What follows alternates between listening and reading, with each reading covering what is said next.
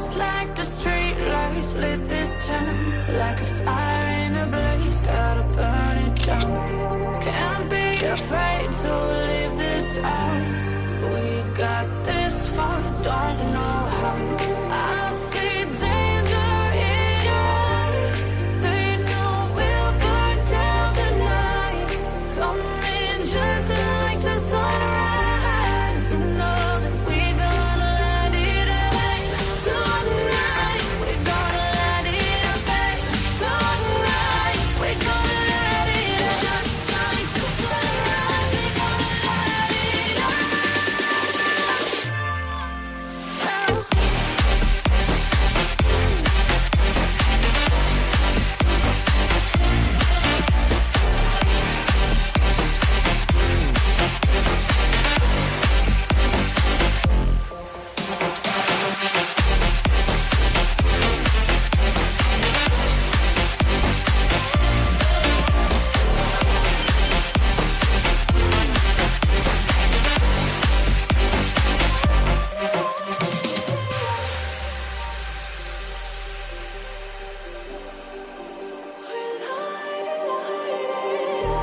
Just like a spark that's breaking out.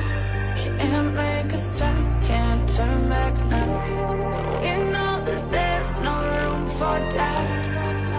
No, we can't turn back now. I see danger in your eyes. They know we'll burn down the night. Coming just like the sunrise. You know that we gonna let it rain. Tonight we gonna let it rain. Tonight we gonna let it rain. Just like the sunrise, we gonna let it rain.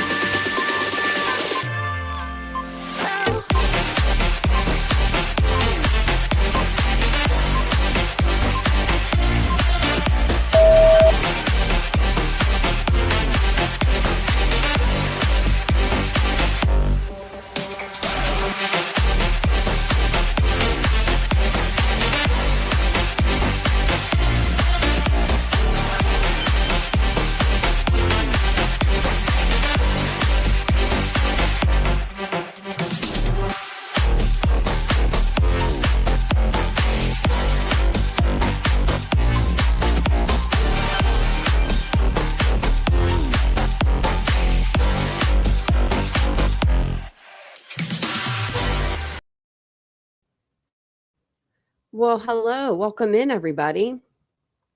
Welcome in. We're going to get right to it, but I'm just going to turn my light on really quick. If you're new to the channel, hi, hello, and welcome. My name is Tanya, or Titanium Built. This is the channel Titanium Built, and I am Tanya. So you can call me either or, though. Welcome in. I rushed home from my doctor's appointment, and I made it. I made it just in time to go ahead and start the live. I wanted to start a little bit earlier. That way it'll give people some time to come in if they want to hop in and, say hello. Hey, baby girl. Hey, Tony. Hey, TM. Hey, Gack Attack. Hey, Jen. Welcome in, everybody. It's good to see you. If you guys don't mind, just take a second. You know how we do. Hit the like button, subscribe to the channel, and all those things. I usually don't ask you but once, so because I forget. But we are going to be talking about Nancy Guthrie today. They're going to have a press conference here in a few minutes. I have it up. Let me see if they've actually done anything. Nope, they haven't. Okay, because they were going to come on earlier, I thought. It says at 12:36, but it's a weird time to schedule it. But it's a local station, so they should have it. Let me go ahead and pull up some stuff real quick. Actually, that's what we're going to watch. Let me pull this up. And if I get the banner up, I'll put the banner up. That way, you guys, if you have any information, you know where to call. But again, thanks for being here. I do appreciate you guys. And to the returning Titans that come in, thank you guys for being here. But if you need any context to what's going on, or you don't know the case that well, and you're wanting to catch up, Nancy Guthrie is an 84-year-old woman that was reported missing on the 31st of January. She was last seen, she was last seen on the 31st of January. I'm sorry. The next following day, she was reported missing because she missed church, and a friend that she knows from church reached out to her family and said, hey, Nancy didn't come into church today. The family went to the home. they knew something was wrong and they called the police, and the police have been investigating ever since. Now we do have this officer, the sheriff. He's a little something different, but hopefully he'll give us some. Hopefully we'll get some news. We'll get some like news today. But as like investigators believe she was taken against her will during the overnight hours of the 31st into the 1st. As of today, there are no suspects officially been named. The case remains a criminal investigation. Local law enforcement are working alongside the FBI and other agencies. The Border Patrol, I believe, is one of them. Search efforts have included K9 units, drones, grid searches, everything like that. And they actually went out and did another grid search last night of her property.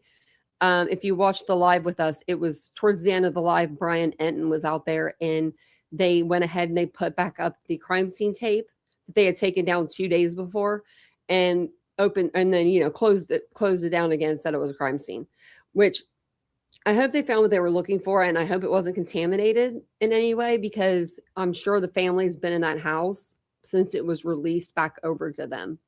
So the evidence could be contaminated. Hopefully not. Hopefully not. But Sheriff Chris Danos has emphasized that time is critical, especially because Nancy is considered a vulnerable adult. She requires daily medication. She can't walk that well. She needs care. And that's what she usually gets when she's at home. But law enforcement has not confirmed any of the authenticity of the messages that have been coming out about the ransom. But I did want to show you a video about the ransom note before we get started, because, TMZ be TMZing it up. I was watching this before the live and I only got like a little way through it. But apparently, never mind. We're starting this. We'll see. That was kind of annoying. And I was like, what was that all of a sudden? Maybe we'll play this because sometimes they're always late. You know what I mean? When it comes to press conferences, we still have 10 minutes.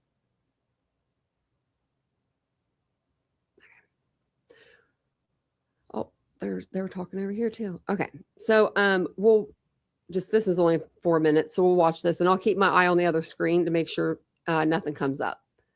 So apparently the FBI, or they said the FBI reached out to him. I didn't get that far into the video, but they were talking about the ransom note, and they were saying that there were specifics in there, and that time there was basically it sounded like they were saying one of those times, like there's different dates for different things to happen. Like you need to do this before this date, or this is going to happen, right?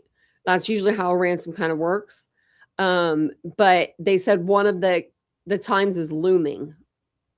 So that doesn't sound good. I don't know who they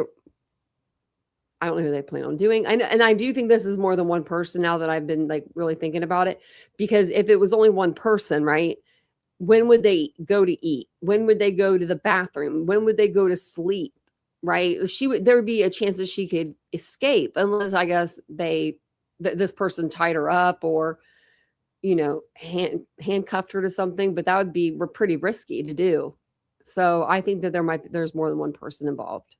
There might even be more than two.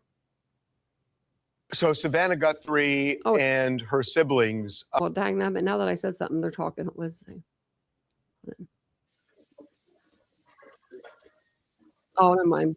He wasn't saying anything. They went back to the commercial. Have reached out based on a ransom note.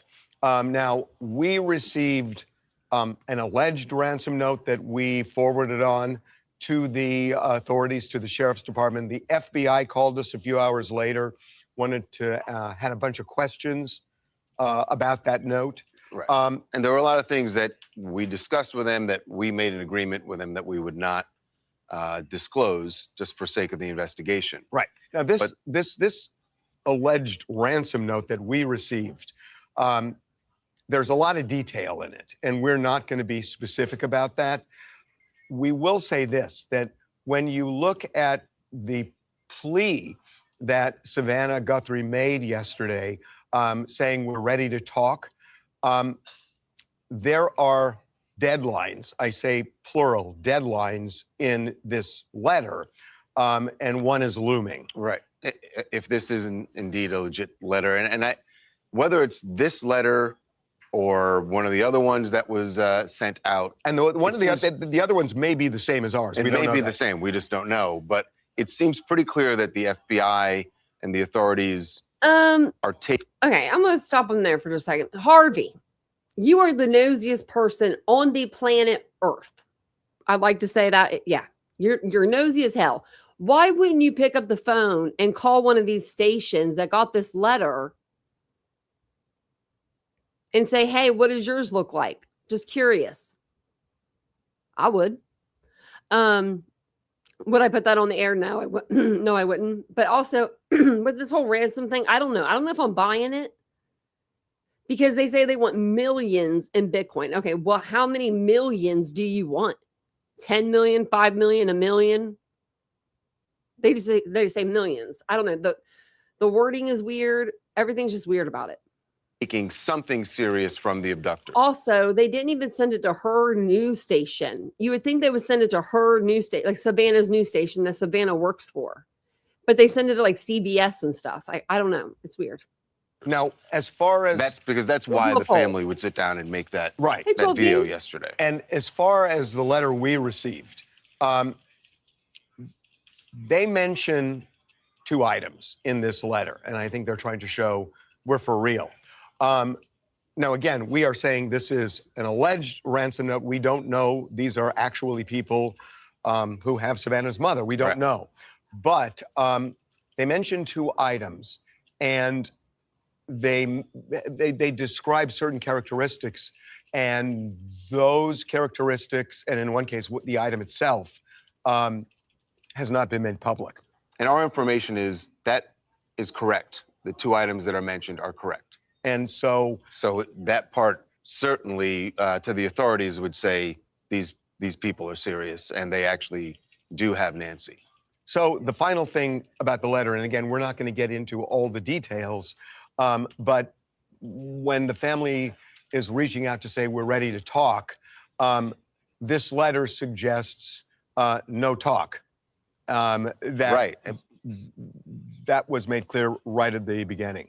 Yeah, and so I think that the family sitting down and speaking that way, that they are trying to change the minds of the abductors, and hoping that they actually will, one, provide that proof of life, but also clearly there was an attempt to humanize not just Nancy, but also themselves, to say, look, we desperately want our mother back. So whether or not that works. The wording in it for me, I was listening to it again, and she doesn't mention any money. She says something like, we're here to talk. We want to talk.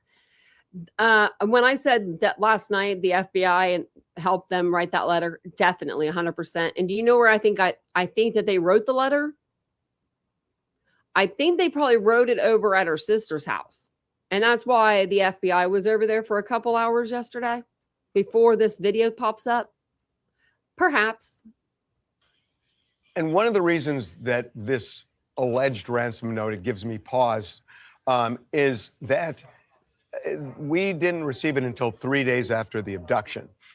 That is odd to wait 3 days if indeed that's what I said. They have kidnapped a woman who is elderly ill, woman who needs medications, has a pacemaker. And if she doesn't have those medications, why would you wait 3 days?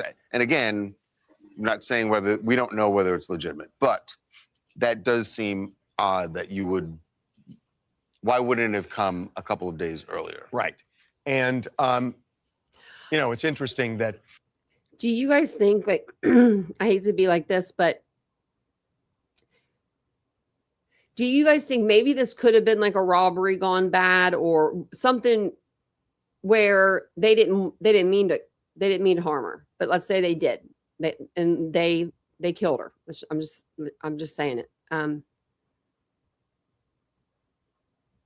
Do you think that somebody would maybe make all this ransom stuff up in order to like kind of keep the like everybody looking over here at the ransom note and not looking over here at like maybe the bigger picture of what happened.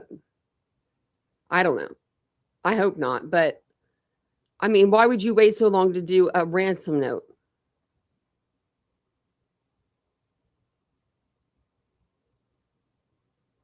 They took a ring light into her sister's house. A ring light? Why would they? Oh, a ring light. Yeah, to do the video. I'm like, a ring light. It took me a minute. Okay. Oh, see, me and Brian are on the same page. Yeah, there's something weird. Just everything's weird. Depending on where, if this were true that they do have her, and she doesn't have her medication, and they need to show proof of life, and her blood pressure would be up. It would be interesting to know who has gone to a drugstore to get whatever this medication that she's taking. And I wouldn't be surprised if that's one of the things the authorities are doing right now. So again, nobody is going to the pharmacy to pick up her damn medication. I'm just sorry. You know what I mean? Like they're not going to risk that. Why? That would be the biggest risk of all. Let me go get your medication for you, lady.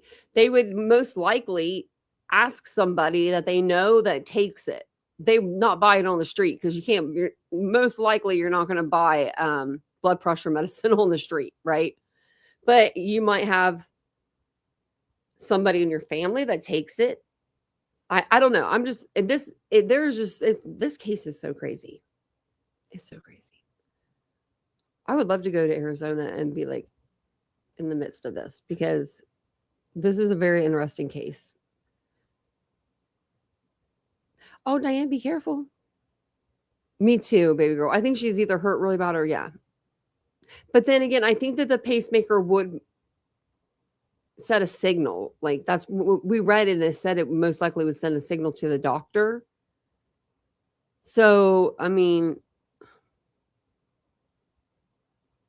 I don't know. And then I'm trying to think of her devices, like why don't they just open up her phone and see? Like 12 Plus is dedicated. He just is saying a commercial. But I don't know why they don't just open up her phone and check the cameras. Open up her phone, check her, when was the last time her pacemaker, was connected to the Wi-Fi, which I'm sure they know that. I think they say, I heard 2 a.m., but I don't know if that, I can't remember if the sheriff said that or if we read it in an article. And I just don't even trust articles at this point. Yeah, I thought it was in the signal because that's what my friend said when he had one. Like he still has it. And he was so skinny, like you could see it. And I'm just like, oh, they're traceable. Oh yeah, baby girl. Like, okay, so if she passed away, if she died, let's say, and they tried to just, dismember the body. I'm just saying, like in general, like let's say me, because I don't want to put her on that. Let's say me. Okay. Let's say somebody kills me. They would literally have to take all the metal with them. And that would be impossible. And my implants in my mouth, because everything has a serial code on it.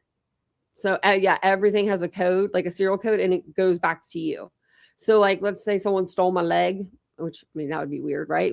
But and they found the leg, they could match my metal implant to the numbers. So yeah. Hey Colleen, welcome over. You heard that time too? Like fake boobs. Yep. Just like fake boobs. Yeah. They all have serial numbers in them. Yeah. Which is, I think it's a good idea. I mean, I'm kind of like, don't mess with me. I mean, unless you're just going to leave me all together. Don't dismember me. Cause like, there's no point in it. There's no point. Like, you know what I mean? Like I even have a piece of a bone that's like floating in the bottom of my leg. Like, I mean, even that they could probably match out to an old x-ray and be like, yep, that's her. Hey, Kentucky Lucky. Yeah. So if it's only within range. Yeah. And they said that it was out of range at 2 a.m. And what she probably did, because I saw pictures of her wearing her Apple Watch, she probably took it off to charge it at night. sat her phone beside her bed to charge her phone. That's what normally people do. And whoever abducted her, when they took her so far away, that signal stopped transmitting. So they know kind of like when she was taken, I guess. I mean, and I really do think that they may have went back and shut the crime scene down because Brian Enton was up there taking a video, which that is trespassing. I looked it up because I was curious because I was like, I don't know if you could do that. Like, because I wouldn't want somebody walking up to my home just videotaping me, like filming my house and stuff, right? And like if I was just regular, just a normal day. And it said that, yeah, it said that was trespassing. And I was like, okay, well, I guess you don't get in trouble for it. Yeah, Kentucky, like he needs a break. He's been on a media tour. And they're always late. It's 101. I'm going to refresh the page just in case, but yeah, just in case. They do it every year. Nothing, probably. I could go over to here and see if there's any other channels. This is watch live, and there's 924 waiting. Fox. Everybody's going to be live. That's why I was like, do I rush home and go live? But then I was like, just do it. Just do it. Oh, did you all see my community post about Epstein and the Banfield and the Epstein files? People are nuts. Okay, so let's go over her missing flyer one more time since we're sitting here and we're just waiting on them. This is breaking news now. Covered right now on 12 Plus. Our live stream will begin at any moment, so keep it right here for the latest developments. Again, Sir. The live stream will begin at any moment. Sir.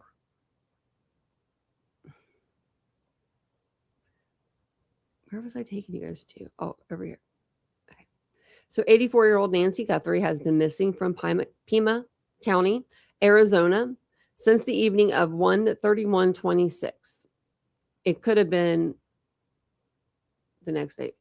She was last seen around 9:30 to 9:45 p.m. at her residence near East Skyline Drive and North Campbell Avenue in the Catalina foothills area near Tucson. She reportedly lives alone. And her husband died in 1988 of a heart attack. She's been by herself for many, many, many, many years. I don't know if she's ever dated, but I hope so, just because that's sad. She reportedly lives alone and uses a walker for mobility. Law enforcement says she has no history of dementia or cognitive issues. Nancy was reported missing by a family member who called 911 around 12 p.m. or February 1st, 2026. The Pima County Sheriff's Department has held a press briefing and said concerning circumstances were found at the home, prompting homicide detectives to assist in the investigation. And I told you guys yesterday, if they suspect foul play, that's when they'll bring in homicide, which is a good thing because homicide don't mess around. You know, it's just another level. It's just a whole other level of like investigation.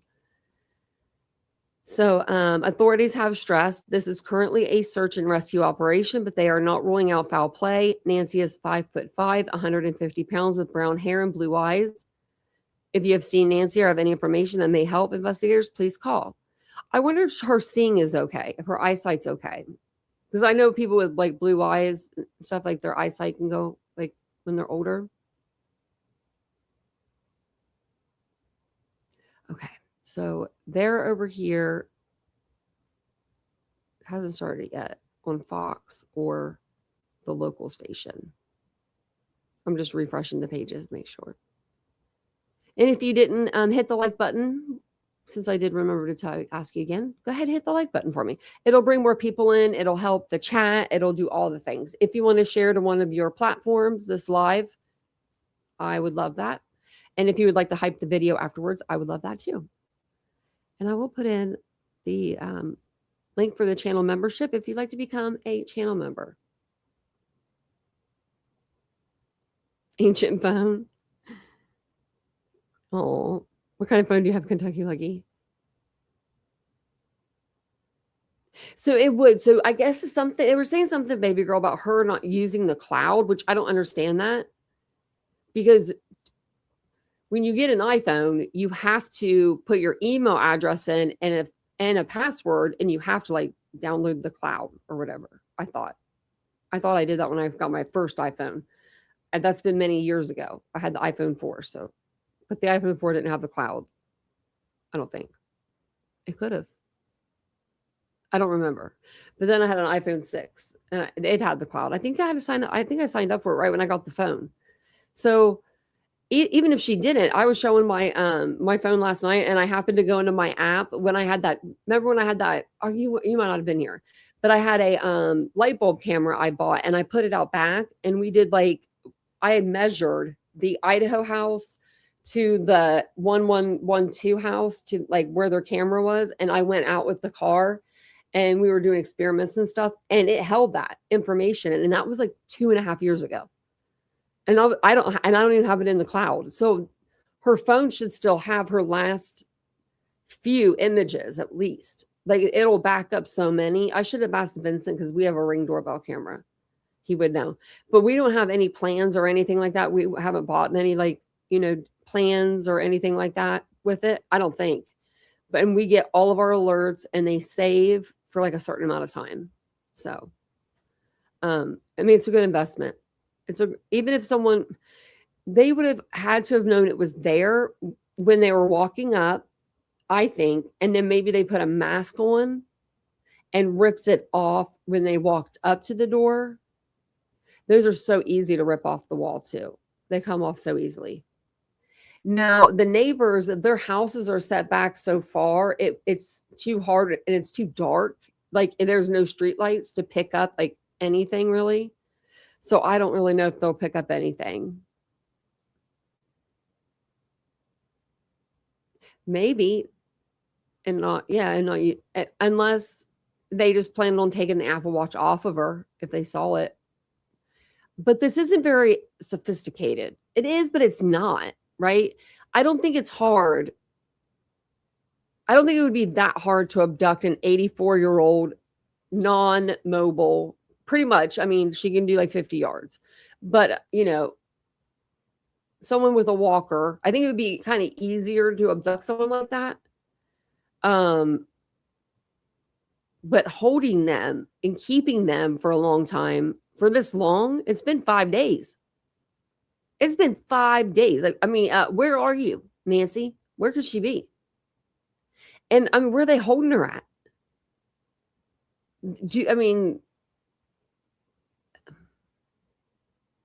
I don't know I don't know what Tucson's like, but where would you hide her? It would have to be a house. I would think that you wouldn't be able to hide her in an apartment. Too much of it, there's just that would be too risky. You would think she might scream. If you're like maybe putting tape on her, reapplying tape or something like that. I don't know. You would think that she would try to get away. She's trying everything. She's thinking of something. She seems like a smart lady. She seems like a resourceful lady. She's been living on her own for a very long time. Well, if you pick her up, Tenny, I don't think, see that blood looks like more of a nosebleed. Doesn't look like a head bleed. Like if they were to hit her and like try and knock her out, I don't think that would have had to happen inside the house. Yeah, sharp as a tack. She seems like it. 5 days scares me too. Oh, it's not allowing you to like it? They create, consider, connect. How are you doing? I hope we hear something new too. Oh, yours doesn't come off. We don't have a case over, but we have it like screwed onto the wall. Actually, Vincent might use Velcro again. He'd be using strong Velcro for everything. Oh, okay. Yeah, if you're on the vertical, it's weird. I think you have to like click it, like hit it twice or something. Hey, Lauren. Yeah, carrier or dragger. And she probably could scream a little bit and the neighbors wouldn't hear. I mean, there are a good couple of few acres between each of those houses. And I said that the other day, and the news reporters were saying 1 acre. And I'm like, no, there's definitely, those are 3-4 acre plots those houses are sitting on. Like, definitely. We're just waiting on the sheriff. Nana, what are you doing, man? I thought you loved the limelight. Where you at? They're always late. What's this? Let me see what's going on here. Oh, they're like walking around over here. Let's do this one. Maybe. No, they're not walking around. But it has this. Something different to look at. I'm about to start dropping my name in all these chats. Go over to Titanium Bill's channel. She's awesome.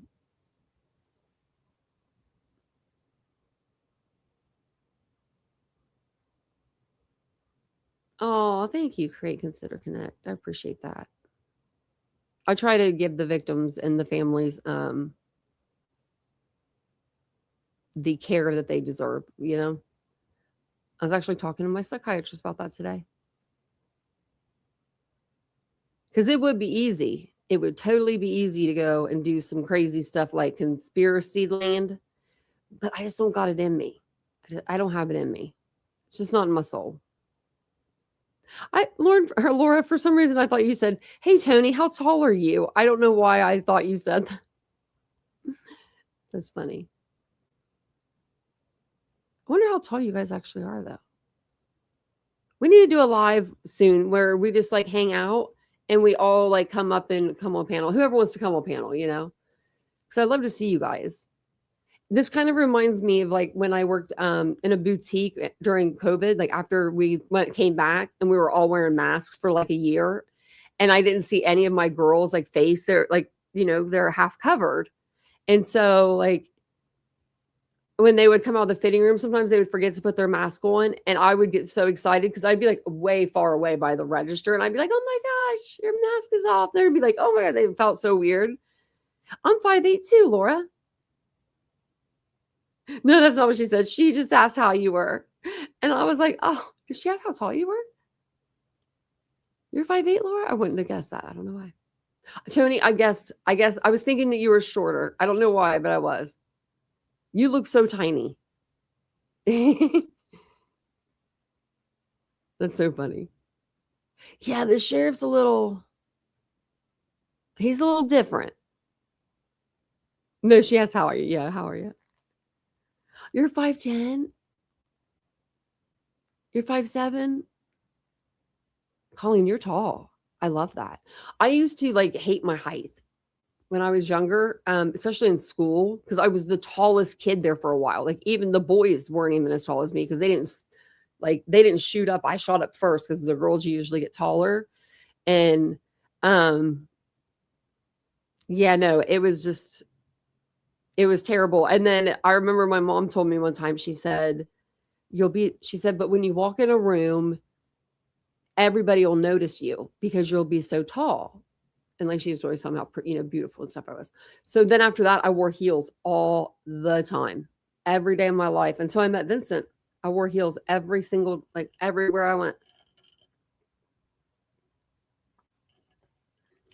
You're 5'6", you're 5'7", baby girl. I figured you were shorter. I figured you were shorter than 5'7", though, baby girl. I was thinking like 5'3". I don't know why. What's that guy doing with the piece of paper?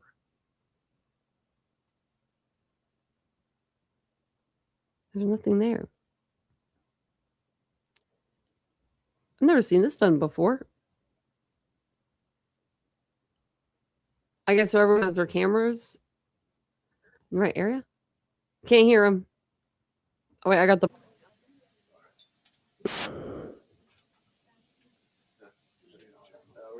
Okay, we'll leave it down till they start.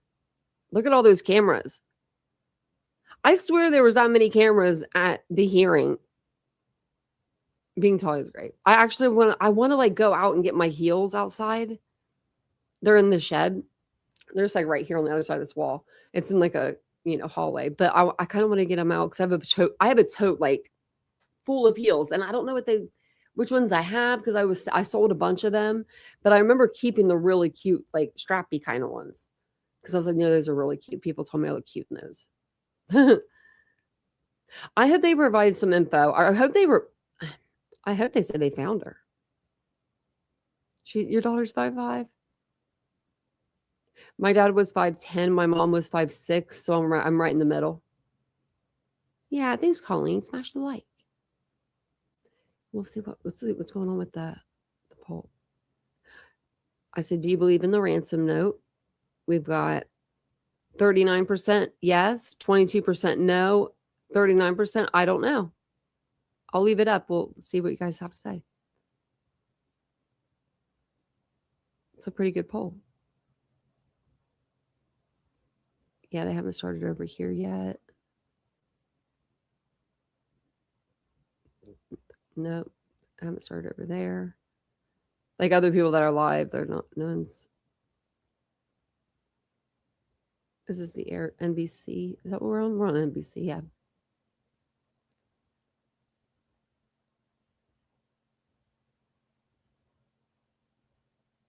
What's the difference between these two?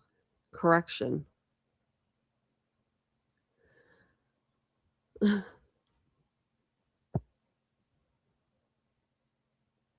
See, that's me too, Citizen. I'm like, I don't know. Like, I'm kind of on the edge of that because like they send it to the weirdest places, like TMZ, another like smaller network at CBS. Like, no, not even where like Savannah works for. Where she worked for NBC, I think. Like, they didn't even send it to her work. You would think they would. I don't know. Unless the person that did this, like they would know the handwriting, or I don't know if he cut out letters, and in magazine or not. I was just kidding when I said that, but he might have. I mean, that's like old school ransom notes, because or maybe typed it out. But even that, you can if you can find the printer, you can match the stuff up to the printer. It's crazy what technology can do. Doesn't it seem old-fashioned? It does. I haven't heard of a ransom note ever. Not since I've been in true crime. The only one, it was John Bonet. That's the only time I've ever heard of a ransom note. We might have to look into that. See other cases. See about what happens in other cases. Oh, here he is. He's right. Trying not to cover any of these microphones up. Good morning. I hope you've been kind of informed of the rules. See, that's even worse. Try to get as many, if not all of you, an opportunity to ask a question. But last time we tried this, it was just kind of chaotic, people yelling. So I'd ask that you just kind of be patient with me, pay attention to the questions asked, because sometimes you guys want to ask the same question twice and you get the same answer. So help yourself get what you can out of this. I'm going to give you one question and a follow-up, okay?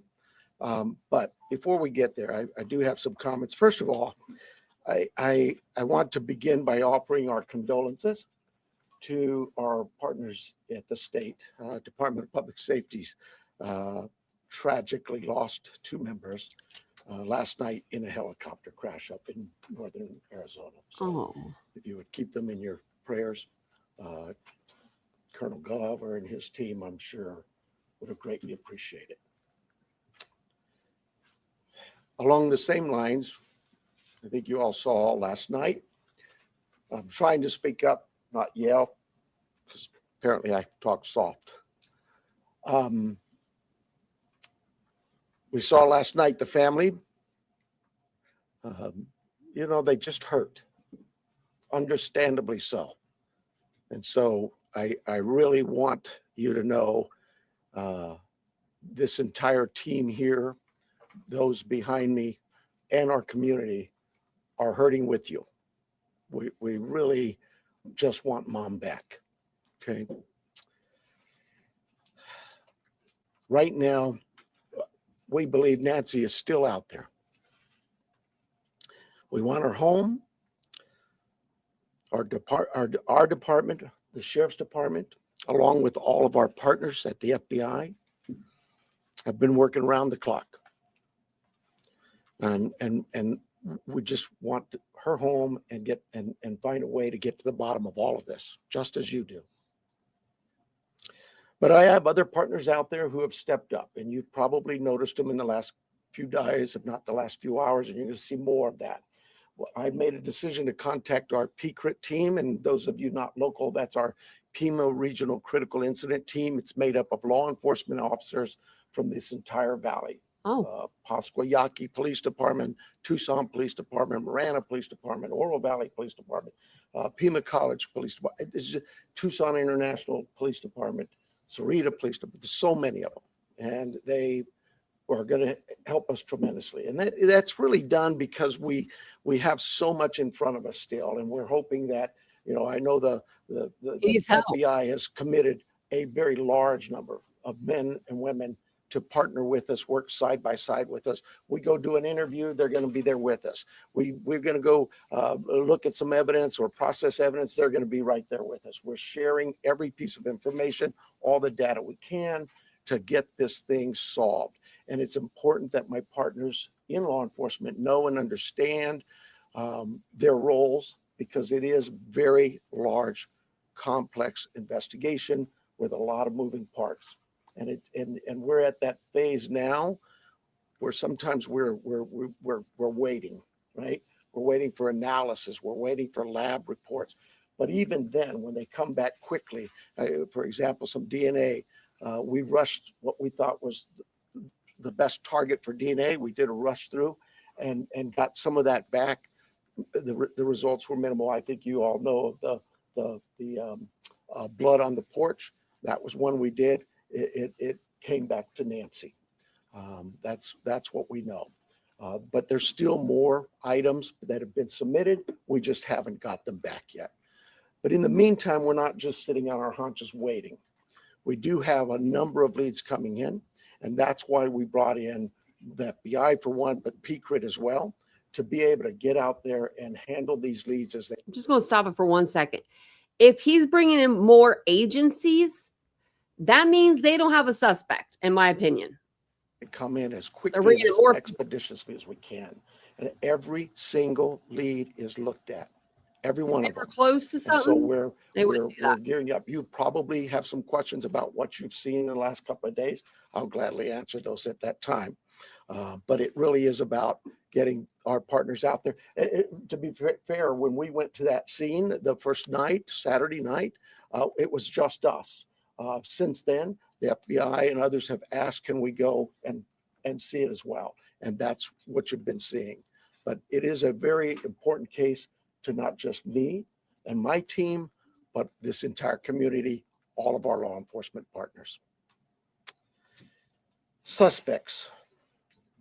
I know there's been a lot out there about suspects, and I want to be very clear.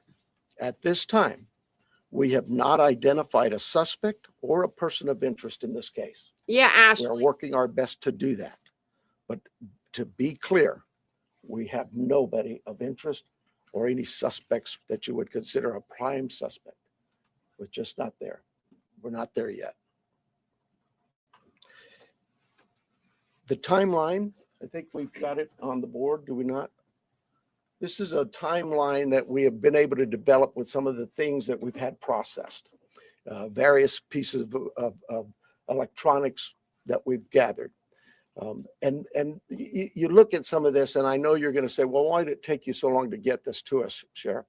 Well, because one thing, it's got to go out and be processed at different lab sites. And sometimes that stuff comes back to us. And like you, we have questions. And we say, wait a minute, what is this about? What about this? Could it be that? And so it's sent back or it's sent somewhere else. So, and that's happening with all of the things we see, that process, that review, and that questioning of, all right, what is it we're looking at? So I'll go over it with you. You can see it on the board there, but at about 5:32 p.m., these are approximate times. 5:32 p.m., Nancy travels to her local family's home for dinner and playing games with the family, just visiting. At 9:48 p.m., which is very consistent to what we were told by the family, that Nancy was dropped off at home. And we know that because we have a garage door open at approximately, I can't stress that enough, at approximately 9:48 p.m. At 9:50 p.m., that garage door closes, which is that time we assume that Nancy's home and probably going to bed. Sunday morning, early morning at 1:47 a.m., the doorbell camera disconnects.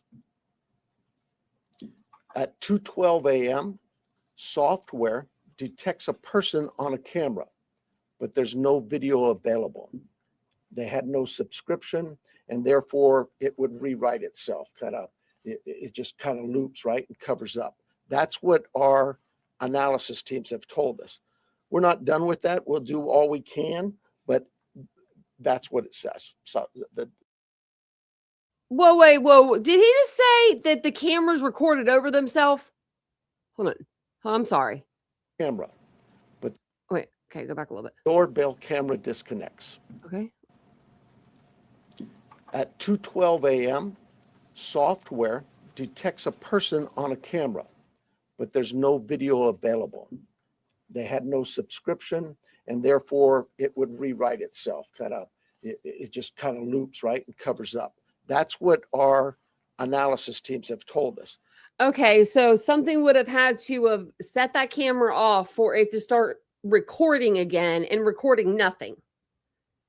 And then when the camera turned off, they would have to, like the sensor, they'd have to do that again and have it record nothing. Did they do that to wipe it? They're not going to know that. No. We're not done with that. We'll do all we can, but that's what it says. So that detects a person on camera. Could that be an animal? And why would these people not have a subscription? You're millionaires. I imagine that's possible. We don't know that. We just have no video, but we're not giving up on that. 2:28, Nancy's pacemaker app shows that it was a disconnect from the phone. And at 11:56 a.m., the family checks on Nancy and discovers her missing. And at 12:03 p.m., 911 is called in to the Pima County Sheriff's Department.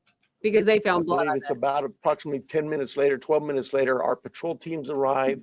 They see the scene, and we start our response with our search and rescue teams and our detectives from homicide and various units. In fact, every unit here, I think somebody questioned, how come there's an ICAC member out here or this member? Everybody in our criminal investigations team is a part of this team and part of this investigative effort. I think with that, let me make sure.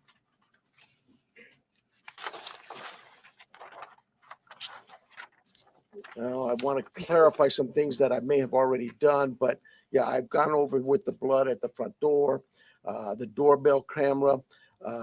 It was removed. We know that, but we're not confirming that any cameras were smashed or destroyed around the house. I don't know where that came from, but that's something we're not confirming. I'm sorry. The car, the car that was at the home, it's just standard investigative practices. It's part of the search warrant scene, court orders. We pull it out of there and do our scene processing with the vehicle. Uber, we did speak to a driver because Nancy, we learned, had been taken the Uber to the family residence, the daughter for dinner. And we located that driver and spoke with them and got that information. So the house. Did an Uber take her home? He said an Uber took her there, right? Sorry. The daughter for dinner. And we located that driver and spoke with them and got that information. The house. Is that what did he? I'm going to go back again. I want to make sure, because if he says that she took one to and from there, then the brother-in-law and the sister didn't take her home. So, okay. We did speak to a driver because Nancy, we learned, had been taken the Uber to the family residence, the daughter for dinner. Okay. And we located that driver and spoke with them and got that information. The House, you guys got this, I think, conducting follow-up. I think you said somebody had mentioned that they saw a team out there again last night or yesterday, and that's just, again, what I was talking about before. Our partners wanted a chance to see it and examine things themselves, and more importantly, it's just we're constantly following up on things and go, hey, what about this? So we want to go back and check on some things.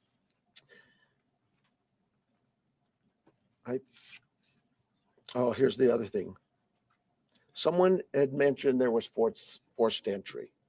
I have no clue where that comes from. I We do. have been very consistent. We are not discussing that at all. Whether it's forced entry or not forced entry, that is something we're just not discussing. So I don't know where anybody got that information. He knows where it came from. I He's one of the think 2 million that I watched it. am about done with my piece of this. I'm going to bring up here Heath Yankee, and I think you know him if you haven't been here. John Edwards is the assistant agent in charge with the FBI here at the Tucson office. Heath Yankee is the special agent in charge for the state of Arizona out of Phoenix, and he will come up and speak.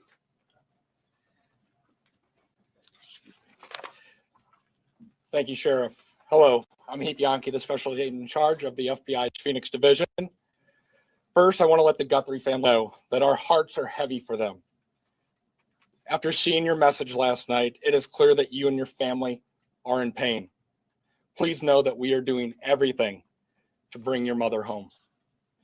The FBI is now working this case jointly with the Pima County Sheriff's Department, and we're going to start today by announcing a $50,000 reward for information leading to the recovery of Nancy Guthrie and or the arrest and conviction of anyone involved in her disappearance. And this will be the missing persons with the reward that will be going out.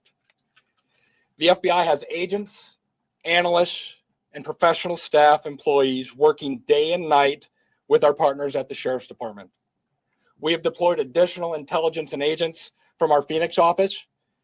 We have brought in our critical incident response group from Quantico, Virginia.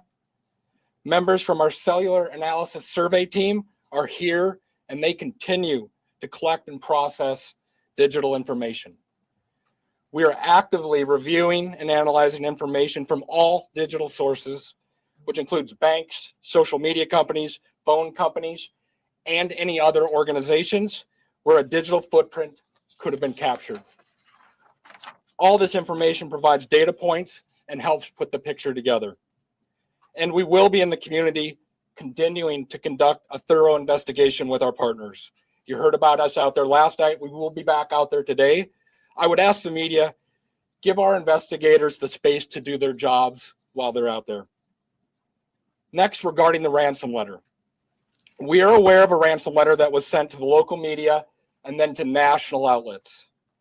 As with every lead, we are taking it seriously. We are in communication with the family.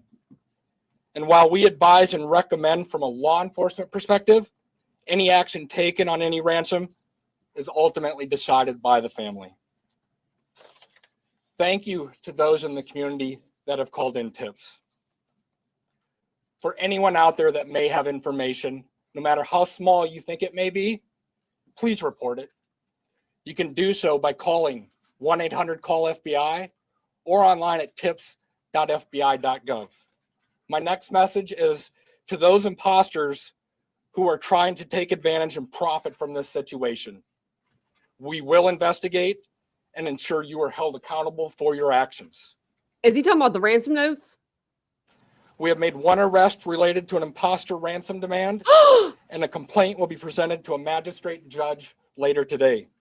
You will get more on that from the FBI and our U.S. Attorney's Office here in Arizona when it becomes available. I wish I had my red flags. Dang it. To anyone that may be involved, do the right thing. This is an 84-year-old grandma. This is an 84-year-old grandma 84. that needs vital medication for her well-being. You still have the time to do the right thing before this becomes a much worse scenario for you. Please return Nancy home. Thank you. I would not want to be told what to do by that guy. Okay, Or maybe so I the first would. person we're going to start with the list is going to be NBC National, Liz Prince. Right here. Can you walk us through that timeline from when you believe, if you look at this here, from 147 to 228, what you think happened there and what particular software would have detected somebody on camera? I don't. I know we know the software that was there. But I'm not. I'm sorry. I'm just not in the weeds. I know that think of your doorbell cameras. Somebody walks up. My wife's. If I walk up, she gets an alert, and it's usually something like that. A person's detected. So to understand the follow-up, one, does that mean that it was about a 45-minute span that the suspect or suspects would have been on the property? And then also, does this essentially mean that you cooperated with the tech companies and you can officially say that no surveillance video is available? Why didn't you ask which ransom note is wrong? So we know which TMZ, local news, CBS. Know that the tech company that we sent that camera off to, yes, they've said they've run out of ways to recover any video. Next person's going to be ABC News, Aaron Petersky. Yeah, I'm sorry. Was Okay, what so 45 minutes? Can we say it's about a 45-minute span that somebody would have been on the property then from 147 to 228? Yeah, I think those times speak for themselves, and it is about, like I say, those are approximates. So yes. Really? 45 minutes on the I'm property? sorry. Who was next? Did you say? Aaron Petersky, ABC News. Hi, Sheriff. Thanks very much. Is there information? What are you gonna do for 45 minutes? Purposefully withholding because of the active investigation that might be leading you in a particular direction? You know, this is no different than any criminal You just talk investigation like that we conduct here. Law enforcement has conducted investigations since 1865 here in Pima County. We're always mindful of what it is that's in front of us and what we should release and can release. There's legal guidelines that guide us, but there's also strategy too. So, you know, I'll leave that for you to determine. Now that you are having such an injection of manpower from the Pima critical incident team and the FBI, we slow to bring that in at the outset. Should all of these resources be brought to bear sooner? I guess that you know, it's Monday morning quarterbacking. I do it all the time, so you have the opportunity to do it for me. I'll take that hit. CBS News, Jonathan. All of these resources, we can slow to bring that in at the outset. Now that you are having such an injection of manpower from the Pima critical incident team and the FBI, we can slow. He's talking about the manpower, Pima County. To bring that in at the outset. Should all of these resources be brought to bear sooner? I guess that Should all of these resources been brought in sooner? you know, it's Monday morning quarterbacking. I do it all the time, so you have the opportunity to do it for me. I'll take that hit. Are you okay, sir? Is he okay? I'm a Monday morning quarterback. I'll take that hit. Will you give me that hit? It was a simple yes or no question. You should have said, yes, I should have brought them resources in sooner, or no, I think I did the right thing. CBS News, Jonathan Vigliotti. Sheriff, over here, has there been any proof of life? And Any has proof there of been life? Any sign of life? Or any sign of life? I'm going to anything to deal with the ransom notes and that I would defer to the FBI, but no, to my knowledge, we're still looking for Nancy. And for my So the FBI is taking care of the ransom notes. question, if I can speak with the special agent, what was it about this apparent ransom note that now 3 days on, you first haven't been able to validate, and second, it warranted informing the Guthries of its existence? So the ransom note that was sent out there, obviously every lead in this case, we are taking extremely serious. Well, not Given- everyone is presented to the family. Why this one? Because this was the ransom that came in and it had facts associated with a deadline, with a monetary value they were asking for. So at that point, What were some of those facts, if you can, because there's been a lot of speculation. I like this question, guy. Yeah, the ransom itself, one talked about an Apple Watch and one talked about a floodlight. We're not going to go into specifics. It's very important that Didn't I tell you it'd be things that anybody could guess that was at her house? I could guess a floodlight and an Apple Watch. keep this investigation moving forward, and we don't want to put more facts out there that others then can use to try to profit from this. Just my personal opinion now, after hearing this, all ransom notes, fake. In my opinion, they're all fake. Hey, Agent, I want to follow up with you real quick on that. There have been, as far as we know, I think 3 ransom notes so far, 1 arrest. Are they all different, or do you think there's different authors behind all of them, or? So the one that went to the media is the one we were currently investigating and working on. The imposter that I talked about, where an arrest was made early this morning, that there will be more information.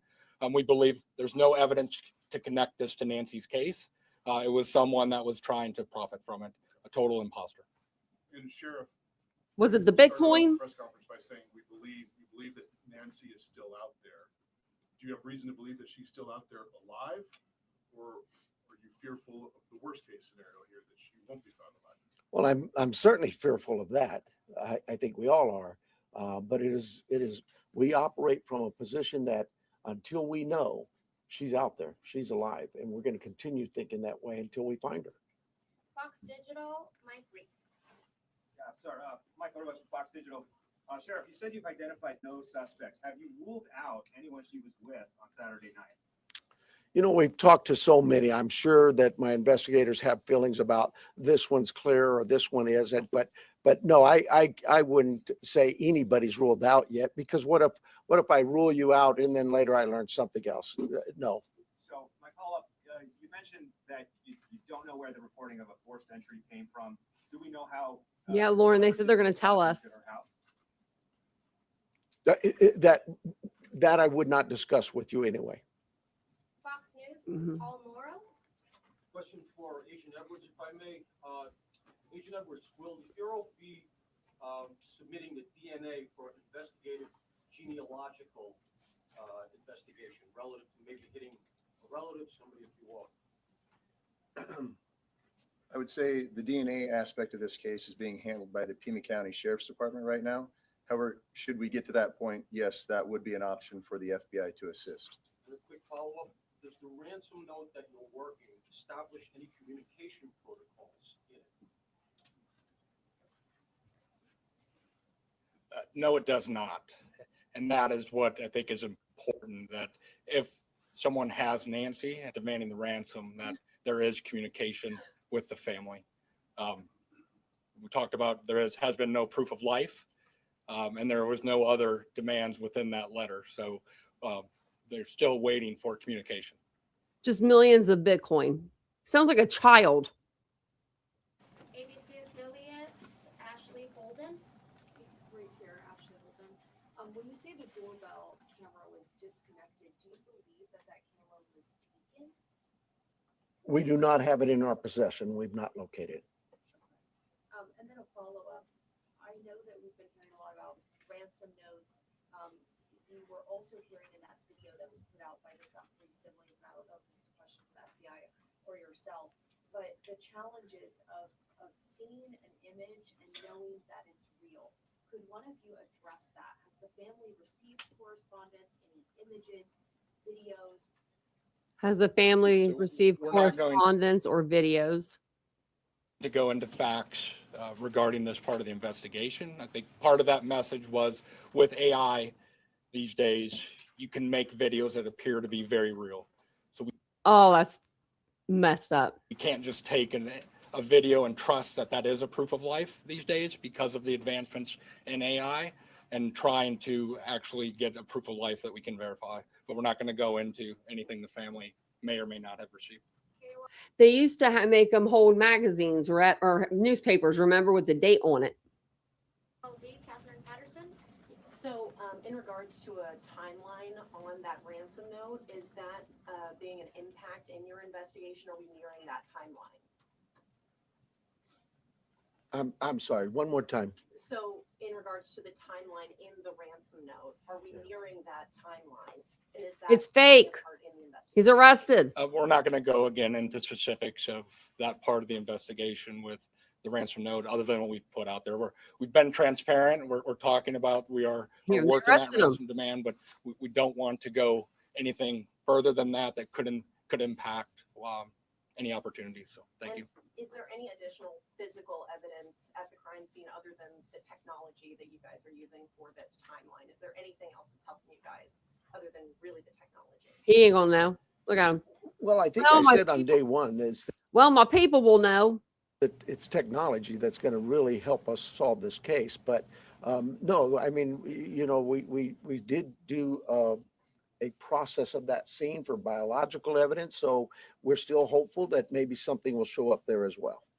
Arizona Republic's Richard Brelas.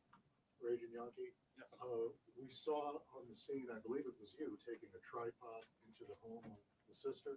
How involved was the FBI? Tripod, camera. Creating the video, any advice for the family on what to say? I would say we use our expertise and provide consultation and advice anytime a family would ask for our advice in a kidnapping. It's all I'm just gonna stop him real quick because you know what they said? They just said they took a tripod into the sister's house. That's because they were using a camera, not arresting anybody. ultimately the family's decision of what they put out and any messages they put out. But we were, obviously, you're all documenting every move we make. We were there last night in talking with the family, but every decision is theirs. Right, that was a tripod in a ring light. Sheriff, you said the blood was found on the porch and on the front stoop. Just wanted to verify that. I say porch, front stoop. It's all in that same general area by the front door. Front of the house. Front door, yes. What, given her medical condition and the fact that it was her blood, as you say, what would her medical condition do with her recovery if she indeed bled out or was bleeding when she left the house? Well, again, I've got to be careful for HIPAA, but I would say this. We know she is in need of medication, daily medication.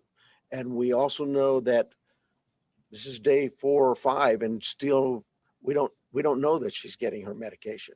They're not asking for her full medical chart. That could in itself prove fatal. And for the, No, that'll be for the the question. witness or For your name? KGUN News, we have Craig Smith or Alina. I'll get that for you. I'll get it. Craig? Kagan, Athena. Oh, okay. Have you been in communication with anyone who you believe could be the kidnapper? No, you're not gonna tell them that. You know, it goes back to what we talked about. Nobody's eliminated, but we just really don't have enough to say, this is our suspect, this is our guy, we know, or our gal. We just don't know that. And it's really kind of reckless to report that someone is a suspect when they could very well be a victim.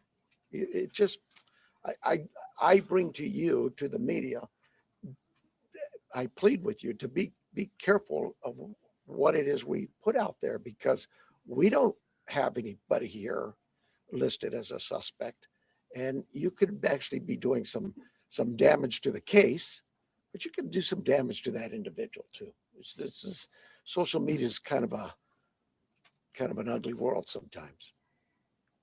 And how far out have you expanded your search? You know, I would tell you this, look, nothing's off the table. If we get a lead that there's somebody, hey, you've got this over here or over here, we're going, and that will expand and expand and expand. I think the FBI with their billboards, they're now planning to put those up at every state around here, at all of our neighboring states. So we use you, the national media, the FBI with their national outreach Federal. to affect that for us.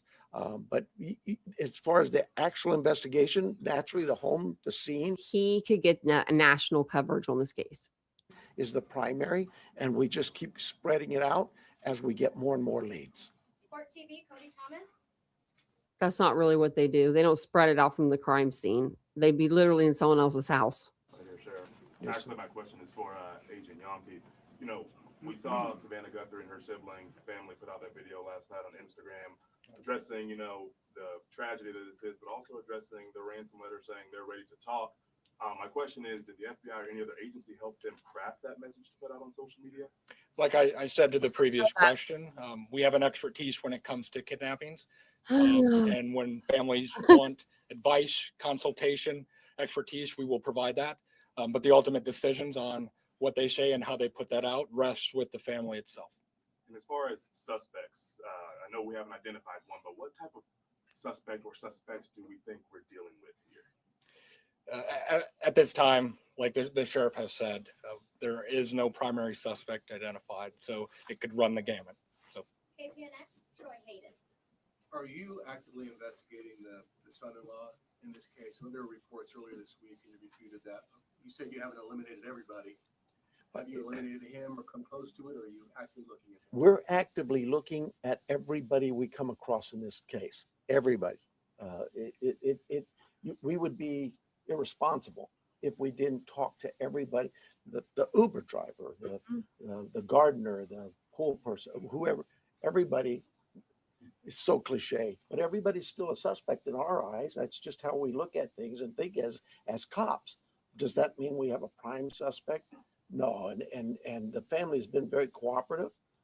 They've done everything we've asked of them, and we want that relationship to continue. And sometimes people can be mean out there, and that can really harm us and harm our efforts. Did you find blood anywhere else in the home besides the porch? The only DNA evidence we got back is on the porch. So no blood on the inside of the house, Banfield. What's going on here? Prioritize things and we rush things, and those items we put out to a lab to rush it. And even then it's 2, 3, 4 days. The other items could take 10 days. It could be one day. Where's Othram? 20 days. But we saw the importance of that blood. It came back to Nancy. So it was only there, it wasn't anywhere else in the house? I don't know that. We processed the house for biological evidence, and we've not gotten anything back. Newsmax, Sarah Williamson. Hi there. My question is just piggybacking off our colleagues here about how far this search has gone. When it comes to doorbell cameras, you say technology plays a critical role in this. Have you been actively door knocking with neighbors and businesses and collecting those doorbell cameras? And is there anything that has come up there? I love her accent. I can't tell you whether things have come up or not, but we have door to door. I think we're still doing door to door, not just in that neighborhood, but other neighborhoods. Just as leads come in and take us somewhere, we're going to do those things. Okay, and just to follow up as well in regards to the video that was released by Nancy Guthrie's children last night, just to clarify, that was not coordinated with any law enforcement beforehand, and that you hadn't seen that video before it was released. The FBI is handling all things with the ransom. I think the answer was yes, we were there. The media was there. We can help coordinate, provide that consultation, but that is the family's decision of what they film and what they put out. Fox 10, Justin Loom. Agent Yankee, this one's for you. Following up on that video that was released yesterday, it said, ultimately any further action is decided on by the family. Since then, have they expressed any more interest in more efforts to try and get in contact with who is behind the ransom letter? And do you have a crisis or any sort of hostage negotiator with your team for that type of situation? They do.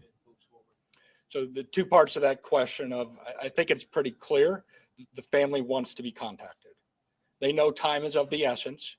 And if those that may have Nancy are watching this, the family is ready to talk, get proof of life, because there has been no contact after that ransomware note or ransom I'm thinking note. something happened that night and it didn't work For your out. second question, yes, we have crisis negotiators. That is part of our team here locally, along with the personnel we brought in from Quantico, and they will be part of it. But we're not going to go beyond that of any specifics.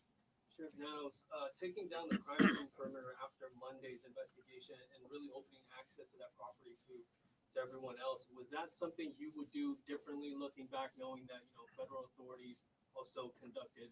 He's smiling. Yesterday, would you have kept that perimeter up, knowing that? Monday morning quarterback, I probably would have, but I'll say this. We processed the scene. We got what we thought was complete. My team did that. I have to have all the faith and trust in their abilities and their skills, and I think they went through that pretty well. But because another agency now steps in and wants to assist, we're just like with you, we're an open book. Absolutely. How can we help? One of the things, The FBI's been here for a while, so they could have went in that house days ago. Why are they going in there yesterday? people don't see. I heard your question about, we left and then others could walk up. When we process a scene and we're done, we return that scene to in this case, the homeowners, the family. And we don't just go march back in there. We call the family again and get permissions to go back to the home. So yeah, there's, again, Monday morning quarterback. Absolutely. I probably could have held off on that. We knew that the FBI, we've worked with them before in a lot of cases, and we felt like they could be of help in this with particularly the forensic analysis we use in You're not using their forensic team. They just said that. You're not using their a forensic. number of things. But at the start of this thing, we weren't sure what we had. And as the day progressed, we realized that there could be more to this. And we started in that. Remember, it was a search and rescue mission the first few hours. And we transitioned that over to a criminal investigation. With that, brought in our partners from the FBI and others. So they thought at first she just walked out of her own house bleeding. Univision, Claudia Ramos. Univision, Claudia I was Ramos. actually going to ask about that. We saw the message yesterday. Are you next? Claudia, yeah. Okay, I'm sorry. Univision. Following up on that, we saw the message from the president yesterday. Have you personally received any communication? Hell no. No, and I wouldn't expect that. He too is a busy man, right? And I would say this: we thank him for him opening up his entire law enforcement team, as was put out yesterday, and we know, I know my local reporters here know we've always worked well with all of our partners in law enforcement. Maybe it's something unique to Southern Arizona, and the rest of the country doesn't see that, but this isn't new for us. We've done this. Gabby Giffords, I headed up that investigation many years ago, and we worked side by side. Could not have got things done if we weren't with the FBI on that. And just the other question, this being a border state, have you guys had any communication with Mexican authorities? I have not. I work closely with the Mexican consulate as other consulates, being the sheriff, but no, I've not heard from them. Arizona, Univision, Madrid. Okay, really quick. When Idaho happened, the first press conference, Chief Fry, they knew FBI was in, and they knew they had to media train him. And that's what they did. They media trained him so he knew how to talk to people and talk to the press. This guy should have been media trained a little bit. Give him something. My question is, do you know? And no more Monday morning quarterback. Two-part question. Do you know what medication Nancy uses? And have you checked local pharmacies or pharmacies around the state where they bought, per se, this medication to keep her alive, to keep her healthy, while still look for her? So we do know what medications, and we have contacted pharmacies. Probably need to go back to just make sure that they didn't. Maybe we contacted them early on. I know that night, Sunday night, Saturday. They should call you back if they get something then. Night, Sunday morning. I know we were doing all the hospital checks, and that check was continuous every hour, going back out and physically in person. Deputies were going to each local area hospital. Well, that's good. Asking them to check their logs. All you have to do is look on her bottles. It'll tell you where her pharmacy is. My second question here is, I know you're looking for her in Pima County. Are you looking for her out of state now? And if so, if there's a particular area that you're focusing on right now? Well, we're looking for her everywhere, right? The FBI just made an arrest on a tip that we got that we thought there could be something here. I would look. It's statewide. The billboards are going to be out there across the country. When? we take leads from everywhere, and where those leads take us, we'll get there. MS Now, Alex Talbot. Agent Yankee, do you have any reason to believe that Nancy Guthrie may be being held outside of the country? Is that something that you ruled out at this point? We don't have any of that information. We haven't ruled anything out. Like the sheriff said, we will follow the facts wherever they take us, whether it is outside of the state of Arizona or over the border. We will follow the facts and go there, but we have no indication anything over the Mexican border. And you mentioned on the ransom note, there were details about the Apple Watch and the floodlight. Yep. The ransom notes that were sent out to TMZ, KGUN, and KOLD, are they all the same ransom note? Do they contain the same details in each of those individual ransom notes? The ones that I am tracking and aware of were the same. That went to TMZ also. News Nation, There's Brian Enton. He's coming up. Brian Enton. Agent Yankee, sorry. Yes. When did the first ransom note arrive? And the reason I ask is because the Apple Watch has been in the news and on social media, and you can see like floodlights on video. So was it before those things were out in the world? I don't have the specific time frame as I sit here today of what time it came in, but that you are right. Anyone could see a floodlight hanging down, could have seen some of those things. Oh, The watch has been talked about, so that timing is tricky, but that's why we're taking it serious no matter what, and following the leads on that. But I don't have the time frame that the first note came in. I want the job of the girl that says, "Hey, News Nation, Brian Enton." As I sit here today, thank you. And my follow-up is for the sheriff. In the house, were there any signs that someone tried to clean up or maybe destroy evidence? Good question. I can't talk about the crime scene, so I'll give you another shot, another question.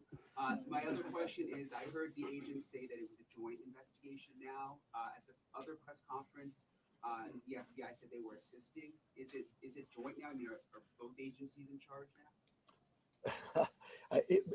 Look, there's no ego here. We in this part of the country, we'll take anybody's help. It's not about. I'll come help. It's not about who's in charge. Fly me out. From day one, when we contacted the FBI, they were that gracious to say, whatever you need, whatever you need. And so that's really it. And they're great partners, just as my other local law enforcement brethren. I didn't even have to ask. That's what's really amazing. I haven't had to call anybody. They've called me. Sheriff, what do you need? Didn't he just say he called them? Arizona's family, Brianna Whitney. Sheriff, I know you had the crime scene process. You said you went back out there. Your partners wanted to see it, but you guys were actively taking out evidence yesterday. Was there something you missed the first time, or did you get a new piece of information that led you to believe you needed to go back out and take more than you had that first day?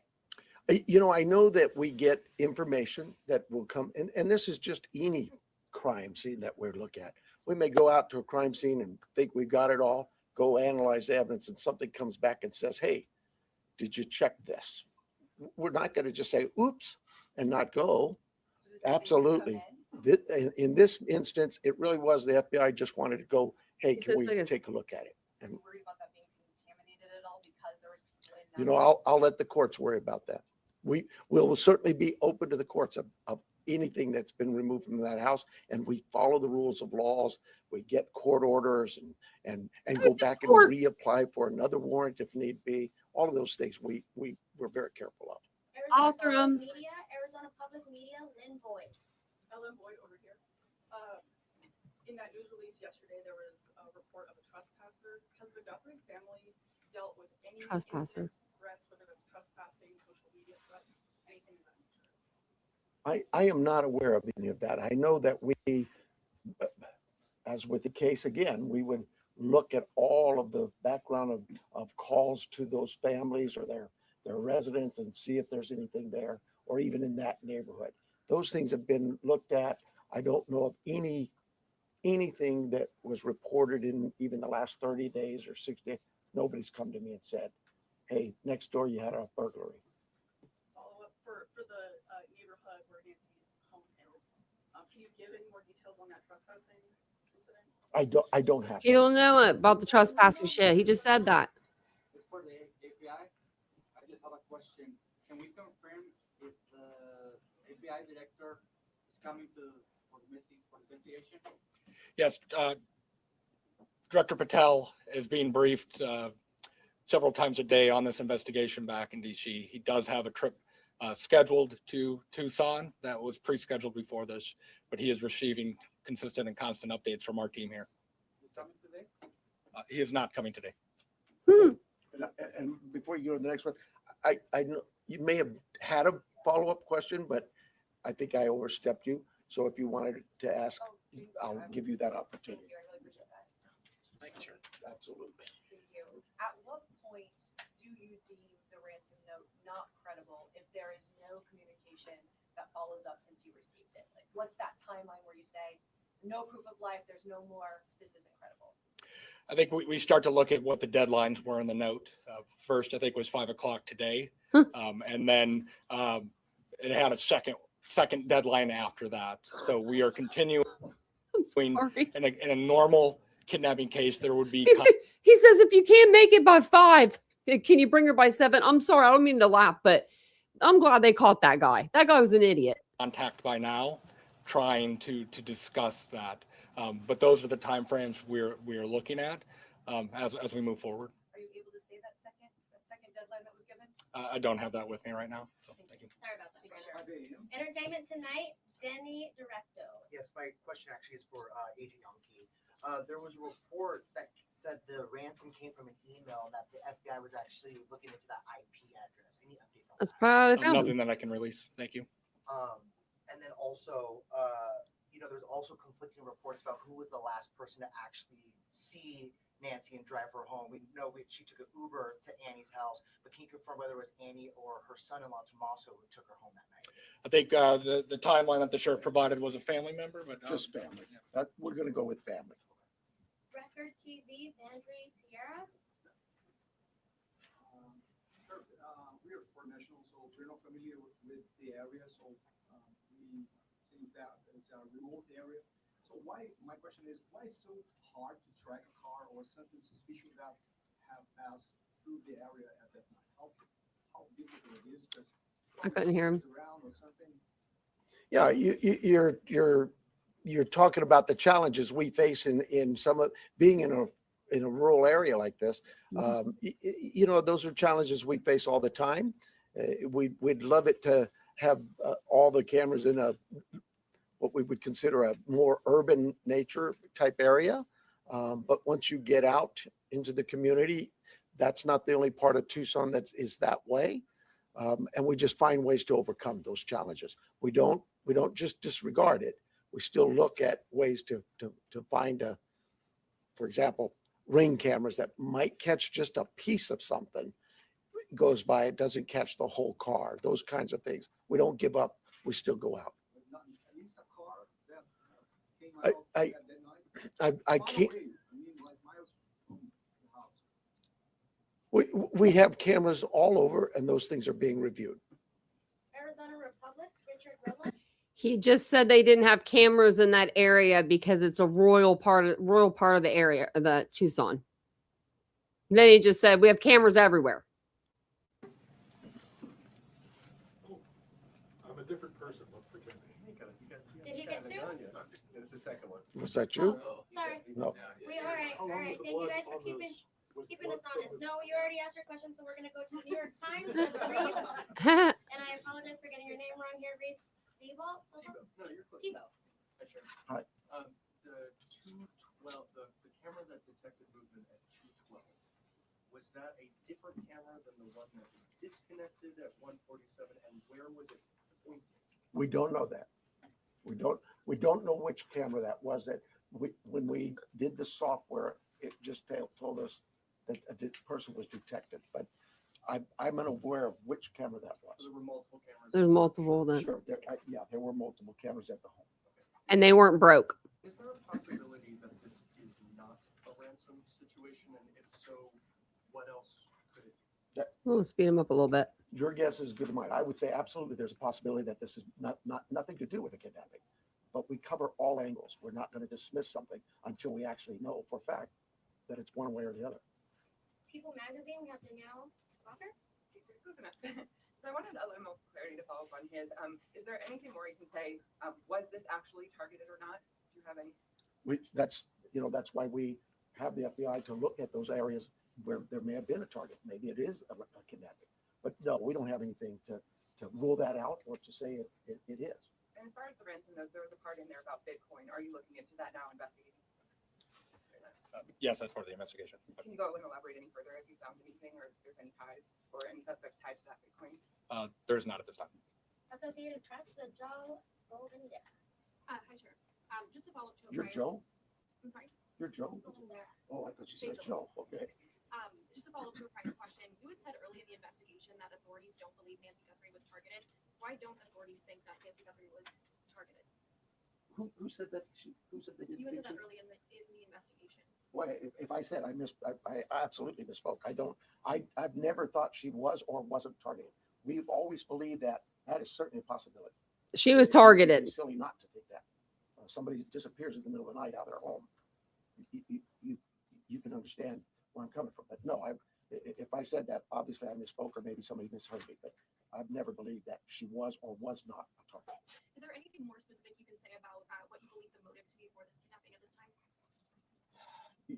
Motive's always going to be a question, and we'll know more as we go what that motive is. But right now, my guesswork is as good as yours. And can you And talk then we a little bit? also have the final one will be from KVOA here in Tucson, Monica Garcia. Okay, so let's talk about that 5 p.m. You say 5 p.m. deadline today. Is that the deadline? Okay, that's for the FBI. Yes. Can you just give us some sound on that? Because that's a big deal. That's within hours about the 5 p.m. deadline. I've heard the ransom note.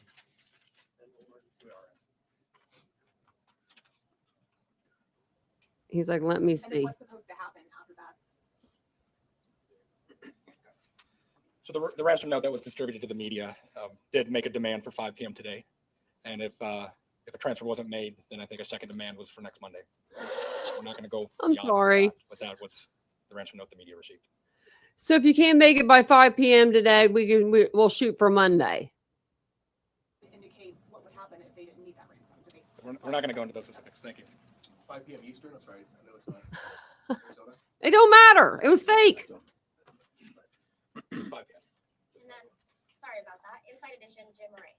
Special Agent Yonke, given the fact that the FBI participated in the creation of this family video, does that suggest your belief that the author or authors of that ransom note, in fact, have Nancy Guthrie?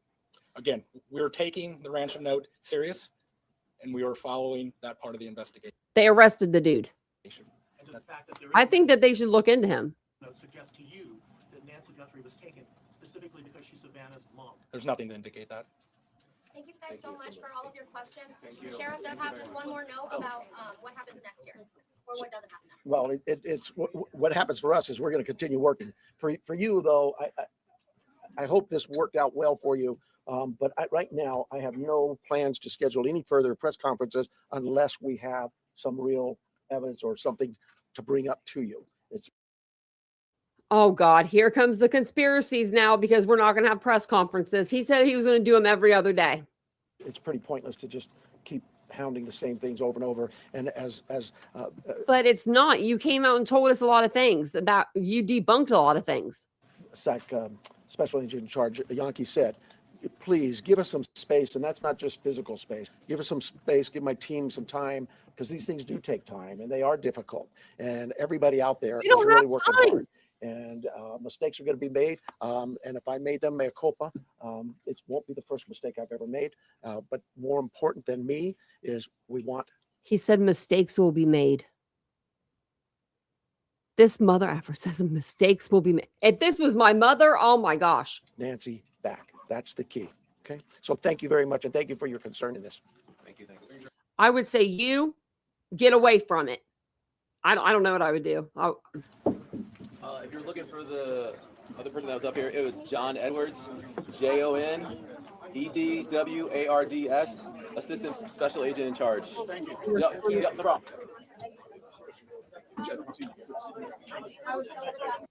Like, I'm shocked. He just did this the whole time. Monday morning quarterback. Maybe I'll make mistakes. I'm gonna make mistakes. Yeah, he said he wasn't going to have any press conferences until they found something. Maybe the Uber took her there because she had food cooking instead of like leaving the oven on or the stove on, and having her husband watch after it. Maybe she was like, "Mom, can you just bring an Uber over?" That's what I think, because she went there to eat dinner. So that's why I think she took an Uber. I don't think it was a big deal. It's 10-minute drive. I would tell my mom to do it. If I had dinner cooking on the stove and I was going to rely on my husband, well, Vincent, I could rely on him because he does all the cooking. But if it wasn't like him, like, how some wives, they just don't trust their husbands in the kitchen. You know what I mean? Like maybe he'll be watching football and not, and he'll burn the whole dinner and burn the house down. So I don't know. That was disappointing, but in a way it was kind of reassuring because everything that Banfield has said so far has not been correct. Every single freaking thing she said in her video has been 0% correct. And, it's just disheartening because you know how much money that is on a video? I don't know. I guess if I added up all of my pay that I've ever made on YouTube, because I'm over a couple million views altogether.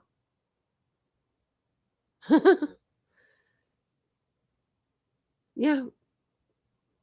Like maybe fake kidnapping. Well, I don't know. I don't know who. I don't think her kids would want to kidnap her. They seem pretty distraught. But fake ransom notes. And if one of them's fake and they're all reading the same, they're all fake. But you need to look at the guy with the ransom notes. You need to look at him, his friends, his family, his coworkers, whoever. Because he could have been involved. You know what I mean? Like I said earlier in the live, if something bad happened to Nancy that night, when maybe they broke in and they were going to just tie her up and leave her there and they were going to rob the place or something, and something bad happened to her, and then they were like, okay, we got to figure something out. So then, they sent ransom notes to say, like, look over here, not over here kind of deal. Like, think she's still alive with a ransom note, even though she might be dead over here. I'd hope not. I'm just thinking out loud. She is going to lose her credibility fast. Yeah. And she's popping out the content like it's just craziness. And she has people working for her too. I mean, she showed them. I forget the girl's name. She has one girl that works for her. She's young. So she might be doing her research, because that's what happens a lot. Like Annie Elise has people do her research, like a lot of times. So you get so big, you have people do your research. No. Like if I was the sheriff right here, like I wanted to say that the whole time, I would know exactly what's going on in every case. I would know the evidence. I would know everything. There would be a Monday morning briefing every Monday morning for the Monday morning quarterback that drops the ball every time. And I would say, give it to me like I'm a 5-year-old. Tell me what's going on. Everybody has at least 20 minutes on a Monday to tell the sheriff what's going on in his own damn department. He had no idea what was going on in his own department. It's crazy. I mean, I don't know. But we know that she was at home from at least 9:45 to 2:35 in the morning, because that's when she was disconnected from her watch. That's when she left the property. Was at 2 something in the morning. We know that for sure because that's when she disconnected from her devices. So that would have been her leaving the house. So we know that. They know what time she left. I don't think it's the brother-in-law, son-in-law, because his wife would know. I'm sorry, but if Vincent woke up in the middle of the night, I'd be like, where are you going? What are you doing? And then you would think you have to kidnap her, and they were there for 45 minutes to kidnap her. So that puts you at like 3:30 in the morning. Then you got to hide her away somewhere, wherever that is. That's going to take some hours. So if you had a significant other, they're going to wake up in the morning and wonder where the hell you're at. They're going to say, where are you at? I don't know.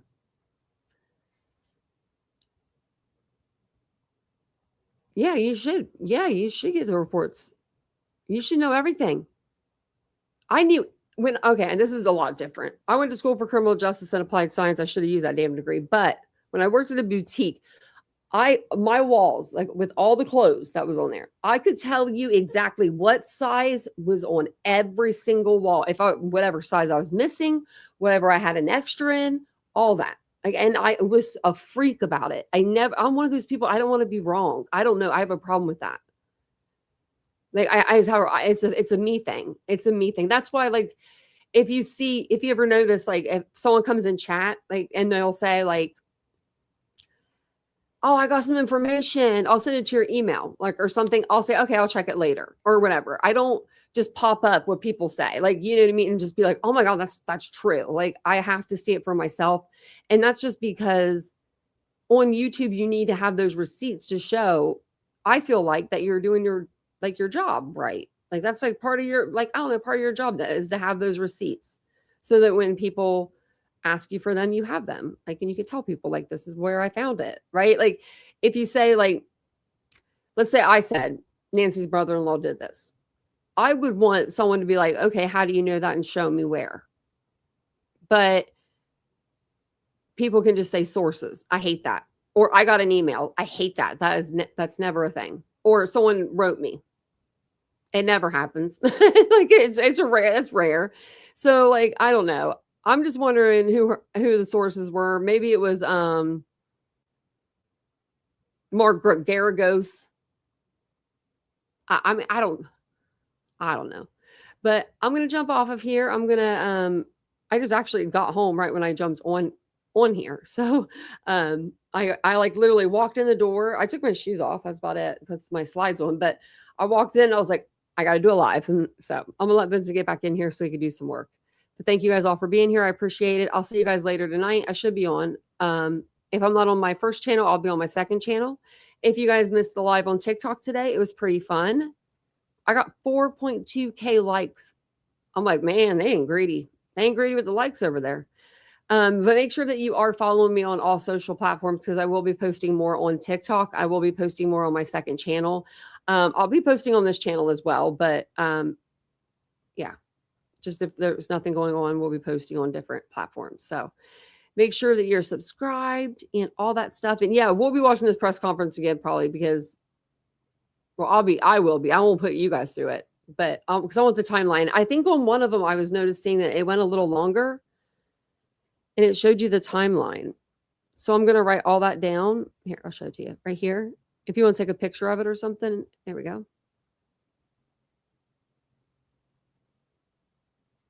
So it's 5:32 p.m. Nancy travels to local family's home. 9:48, family drops Nancy off at home and garage door opens. At 9:50, the garage door closes. So I guess I watched her go in. At 1:47 a.m., the doorbell camera disconnects. So that's when we know they enter the home. At 2:12, software detects person on camera. That must be inside the home, one of the cameras inside the home. At 2:28 a.m., pacemaker app shows disconnect from phone. That's when we know she was taken out of the house. And she was taken far enough from her room to where it disconnected. Like, if she was if her watch was in her bedroom and she was in her driveway, it would still be connected. Like, you have to go pretty far for it to disconnect. Like, even my AirPods and stuff, everything I own is Apple. Oops, I didn't mean to do that. So then 11:56 a.m., family checks on Nancy, and a 12:03 a.m. 911 call. So they get there at 11:56 a.m. to check on her, and I bet you they saw the blood on the porch.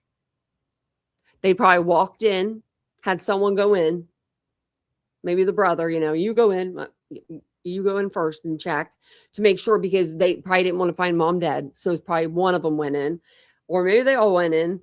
And then, they didn't find her, but they saw blood on the porch, and then they called 911. Maybe there was no blood inside the house.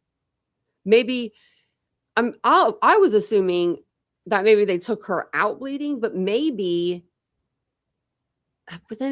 there would be blood in the house.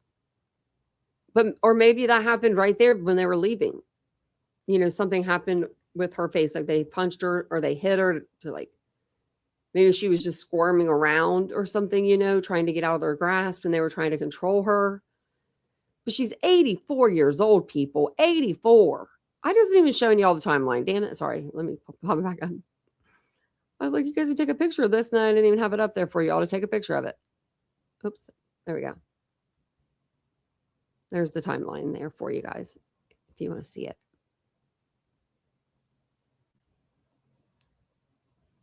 Oh, thanks, Kentucky Lucky. I usually don't do TikTok either. But it's just really easy just to jump on there, which would be easy just to jump on a vertical live over here, I guess, too. But I don't know. It's just like I could pop my phone like right here in this little thing. I have like a little phone holder. And then I could talk to them, people online too. So we're over on TikTok. We're getting ready to get off here, Princess. You have to go back and rewind. It was a long press conference. I'll tell you that. Well, I'm going to go relax for a little bit because I've been running around since 5:30 this morning, cleaning the house and everything before I went to the doctor. So, and then I drove an hour and like 5 minutes to the doctor and then hour and 5 back. So I'm exhausted a little bit. So I'm going to go and I'm going to relax for a little bit and then I'll be back later this evening. Thank you guys so much for being here. I appreciate it so much. And Princess, I'm not used to seeing you in white, but thank you so much. I'll see you guys all later on. Have a wonderful night. Bye, guys.